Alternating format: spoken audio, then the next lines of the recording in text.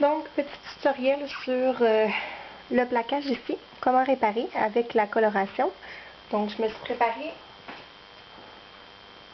excusez, je vais partir chercher le plateau, un petit peu de lac à base d'eau avec des pigments en poudre de différentes teintes, ombre brûlée, sienne, ombre naturelle, un petit peu noir. Donc, on commence. Je trempe mon pinceau dans, dans la laque à base d'eau. OK? Et puis, je vais aller chercher la teinte ombre brûlée.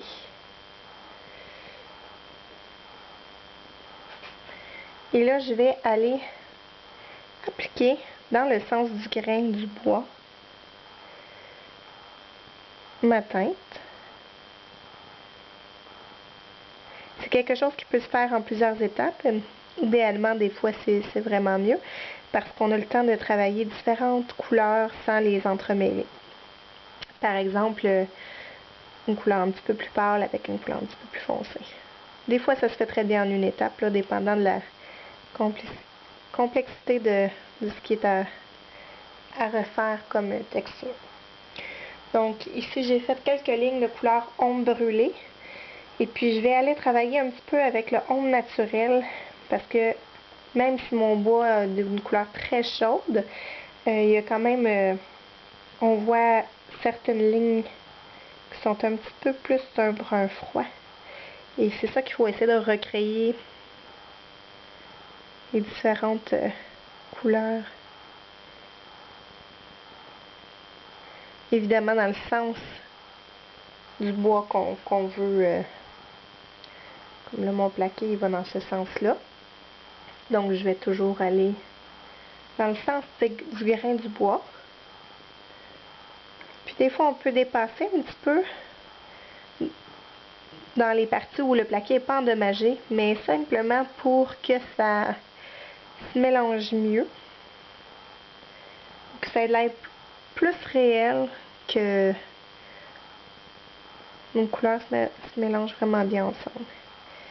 Donc ici, quelques traits d'ombre naturelle un peu ça et là.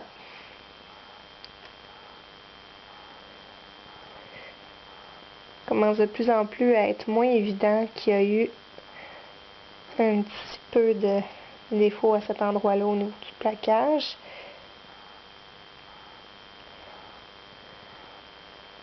Je sais pas si vous le voyez bien sur l'angle de la caméra, je vais juste tourner un peu.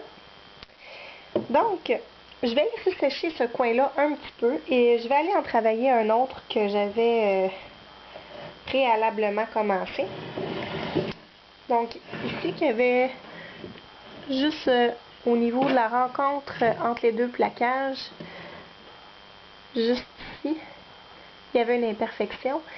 Un petit bout de plaquage là, qui était décollé entre les deux lignes. Donc, je vais aller retravailler cette couleur-là. Là, je pense que la luminosité fait en sorte que le reflet, vous ne voyez pas très bien. Mais, juste là. Désolée pour la qualité de ma caméra. Et puis là, ce que je vais faire, c'est que je vais aller... Là, j'avais travaillé avec des couleurs plus foncées. Et puis là, vu que c'est sèche, je vais aller pouvoir chercher des couleurs un petit peu plus pâles qui vont imiter le grain du bois. Donc, je vais aller chercher mon sienne, qui est une couleur vraiment plus orangée. Je suspecte que c'est du plaquage d'acajou. Et c'est tout à fait approprié pour l'acajou. Donc, je viens rajouter des petites lignes tout le temps dans le sens du bois. Et puis là, c'est encore plus important parce qu'on a une rencontre de deux plaquages ensemble. Donc, on veut que la rencontre soit parfaite.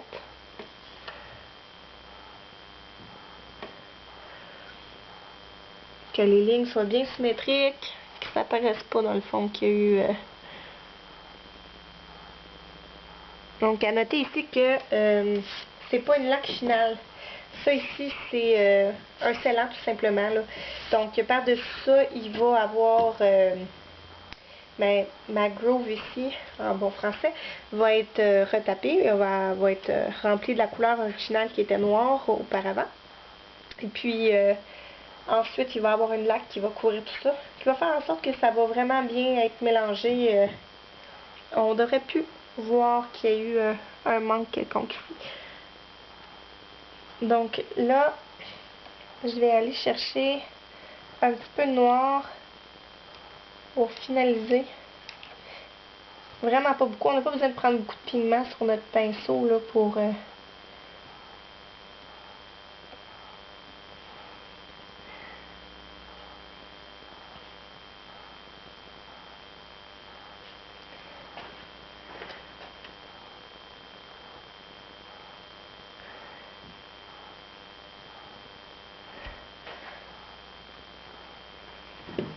Désolée, je vais bouger juste pour mieux voir moi-même ce que je fais.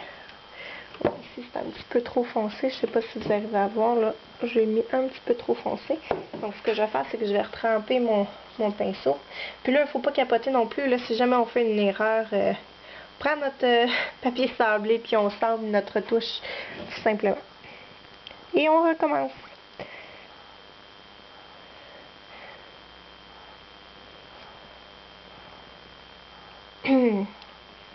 Donc, on va laisser ça sécher. Et puis, on va revenir à notre touche d'auparavant, qui était juste ici dans ce coin-là. On va finaliser aussi avec le plus foncé comme ça. Là, j'utilise un pinceau qui est très très petit. C'est un liner. Je sais pas c'est quel, 5-0. Donc, ça fait un beau pinceau de retouche parce qu'on arrive à faire des petites lignes qui recréent un petit peu le grain du pois facilement. Si on a un pinceau trop large, ça va être assez difficile de faire ça. Pour celle-ci, je crois qu'elle est terminée. Donc, on voit plus beaucoup, faut le savoir, là, qu'il y a eu un petit problème dans ce coin-là. Donc, ça va être tout pour le tutoriel sur le plaquage. Puis, si vous avez des questions, ben, gênez-vous pas, écrivez-le dans le commentaire au bas, puis ça me fera plaisir de vous répondre. OK? Merci, bye.